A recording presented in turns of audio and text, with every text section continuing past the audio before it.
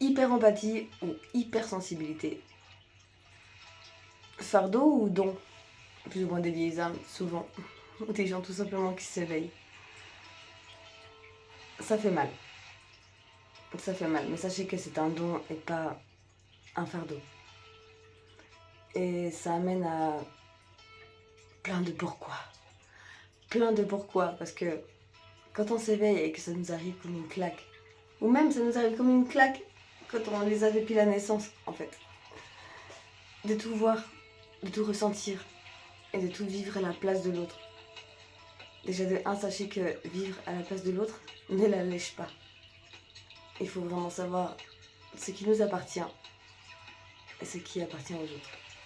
Alors, c'est facile à dire, à faire c'est autre chose.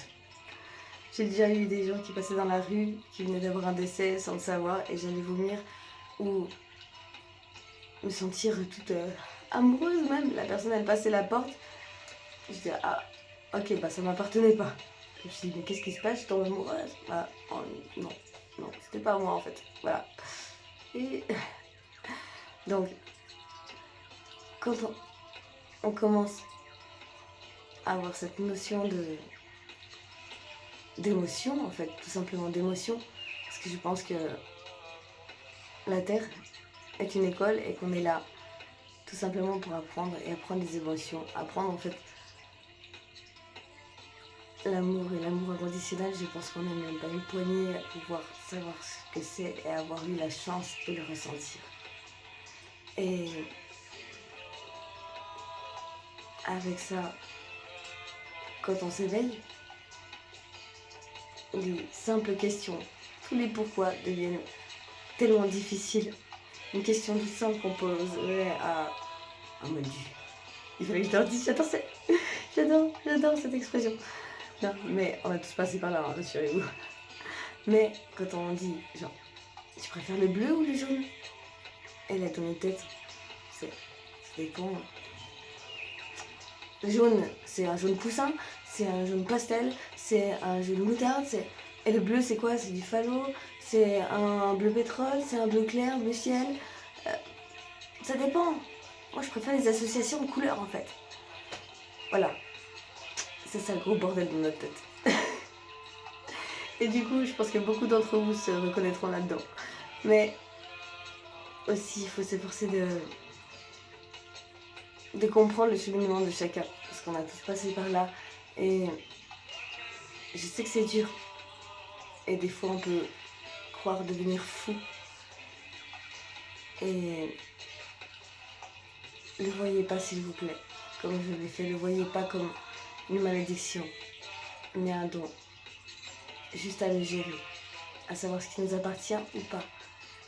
Et après, une fois qu'on a fait ça, eh ben, y a l'autre difficulté, quoi. On croit s'en sortir et en fait, encore un problème. Et c'est l'entente des réactions des gens, parce que je parle aussi de mon expérience, hein, mais quand on a de la bienveillance, quand on a de l'amour, ou quand... Ma plus grande question, en fait, voilà, c'est ça, je la balance. Allez-y. Mettez en commentaire si vous savez la réponse. S'il vous plaît. Pourquoi, au grand pourquoi, l'être humain fait du mal consciemment? Au grand pourquoi, l'être humain, s'il n'est pas sociopathe, trouve-t-il un plaisir ou ça lui apporte du bonheur ou une élévation de faire du mal consciemment, de descendre quelqu'un pour lui-même se vanter? Pourquoi préférer garder tout ce qu'il a plutôt que de partager? Il y a même des gens qui donnent plus que ce qu'ils ont, plus d'énergie que son énergie vitale. Oh, il faut être con, et je le suis un peu du coup. Mais au grand pourquoi faut-il perdre quelque chose pour se rendre compte la valeur que cela avait, la chance qu'on avait de l'avoir? Au grand pourquoi l'être humain se déteste, ou s'aiment trop, comme s'il n'y avait pas d'entre-deux.